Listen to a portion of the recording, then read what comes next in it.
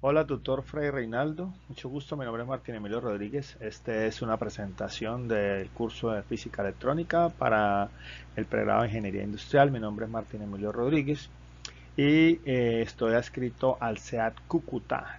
Soy del curso 10-04-14-68 y hoy es 5 de noviembre de 2023.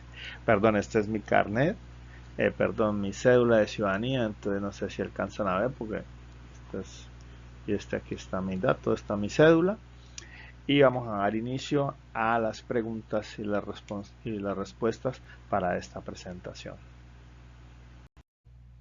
Bueno, tutor, la primera pregunta me trata de que analicemos qué es periodo, frecuencia, fase y amplitud de señal. Bueno, empecemos por el periodo. El periodo, la frecuencia y la fase y la amplitud son características fundamentales de una señal de corriente. El periodo es el tiempo necesario para que la señal complete un ciclo, desde el punto más alto hasta el punto más bajo y el regreso a su punto inicial. O sea, prácticamente, a ver, prácticamente esto, mire, punto inicio de su punto más alto, llegando a su punto muy bajo y regreso a su punto inicial. Eso es lo que le llama periodo. Y amplitud se refiere a la magnitud de señal, es decir, la diferencia entre el valor máximo y el valor mínimo. Entonces la amplitud es desde el punto más bajo al punto más alto y su diferencia. Ok, la frecuencia. La frecuencia es el número de ciclos completos que se producen en un segundo y se miden en Hertz. La fórmula es 1 sobre t, donde t pues equivale a tiempo.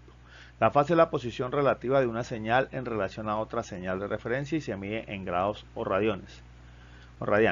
Según French, en el 2016, la amplitud, frecuencia, periodo y fase son las principales características que definen una señal de corriente alterna. Estas características son esenciales en el diseño y análisis de circuitos eléctricos y electrónicos, así como la transmisión y recepción de señales de comunicación. Es importante tener conocimiento sólido de estas características para poder entender y diseñar sistemas eléctricos o electrónicos de manera pues efectiva. Entonces, aquí pues tengo una grafiquita muy sencilla donde pues, acá se ve el periodo pues cada una de las desviaciones o ondas entre el mayor y menor de la curvatura, el pico más alto y el pico más bajo, y aquí es la frecuencia con que se da ese periodo. Y aquí pues periodo 1, frecuencia es 1 sobre periodo, y periodo es 1 sobre frecuencia, y aquí pues está la fase, las diferentes fases que se hacen dependiendo pues de la frecuencia. Bueno, tutor, valor medio y eficaz y RMS. El valor medio y el valor eficaz o RMS, Rare Med Square, son dos medidas importantes en el análisis de las señales AC. El valor medio se refiere al promedio de una señal en un periodo completo, mientras que el valor eficaz es la raíz cuadrada de la media cuadrática de la señal. Según Viñer-Bardol, en el 2018, el valor eficaz de una señal periódica es el valor de tensión que tendría que tener una señal de corriente continua, equivalente para suministrar la misma cantidad de potencia de una señal periódica. Fórmula de B medio igual a Bm igual a B, y bueno, aparece la fórmula donde T es el periodo de la señal y B es el valor instantáneo de la señal en un tiempo T. El valor eficaz es una medida útil porque permite comparar señales de diferente amplitud y frecuencia en términos de su capacidad para hacer algún trabajo. Por ejemplo, la potencia que puede suministrar una señal AC está directamente relacionada con su valor eficaz. Zona Zener de un diodo. Es una región de operación especial que ocurre cuando el diodo está polarizado inversamente se alcanza un voltaje umbral conocido como voltaje Zener. En esta región el diodo Zener funciona como un regulador de voltaje, modificador de señal, estabilizador, tensión de referencia y de protección, ya que mantiene una tensión constante a través de la carga a pesar de los cambios y la corriente y la tensión de entrada. Bueno, entonces aquí está, este es el símbolo y este es un diodo tipo Zener y aquí es donde tiene su regulador de voltaje. Independientemente, bueno, normalmente la entrada debería ser por acá y cuando hay una corriente interna,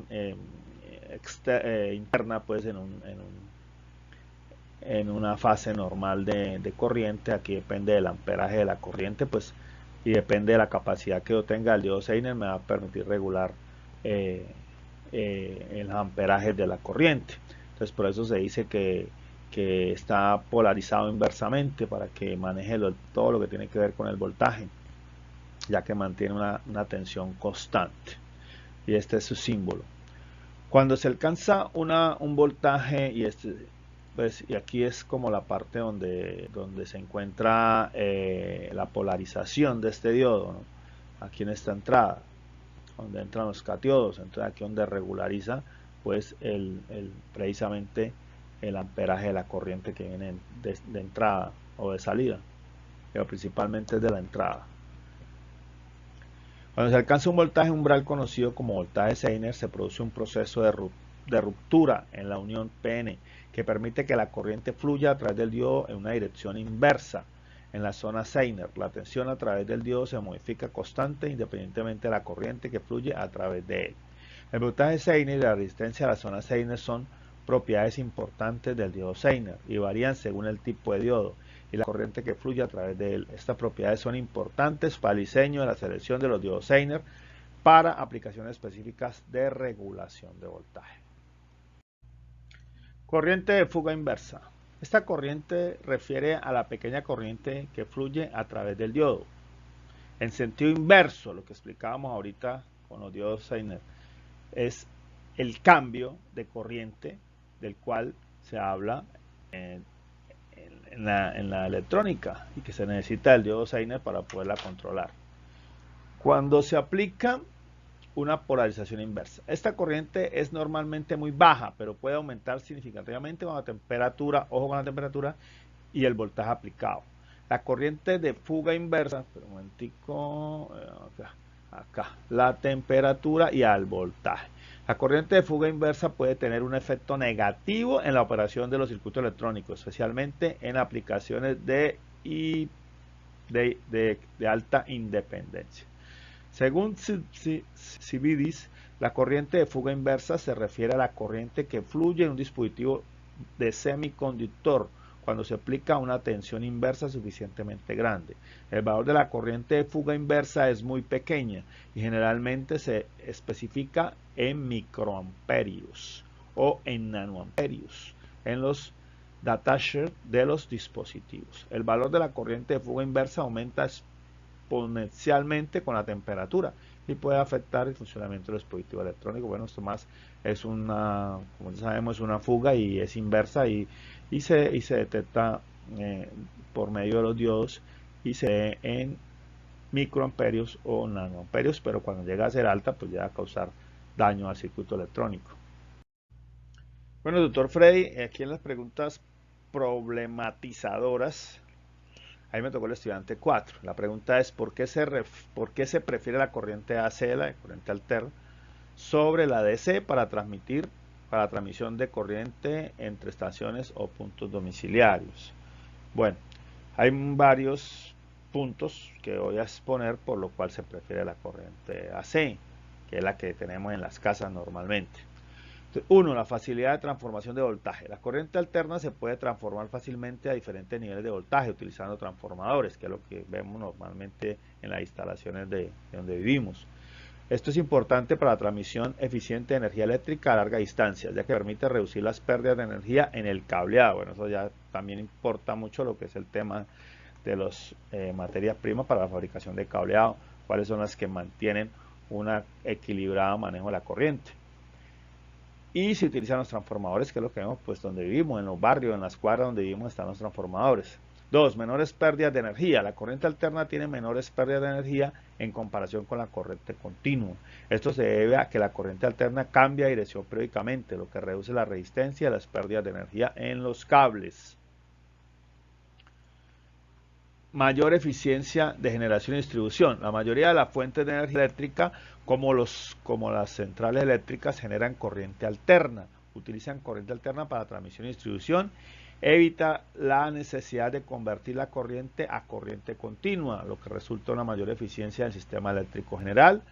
Bueno, esto es ya la parte técnica de la disposición de las empresas de generar energía hacia las casas, a las viviendas, hacia los lugares donde nosotros estamos. Seguridad.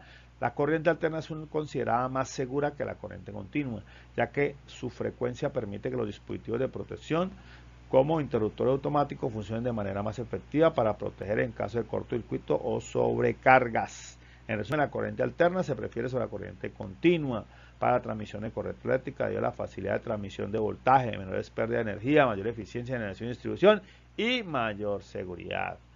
Bueno, tutor, espero que haya sido de su agrado. Aquí finalizo. Mi nombre es Martín Rodríguez y muchísimas gracias por la atención.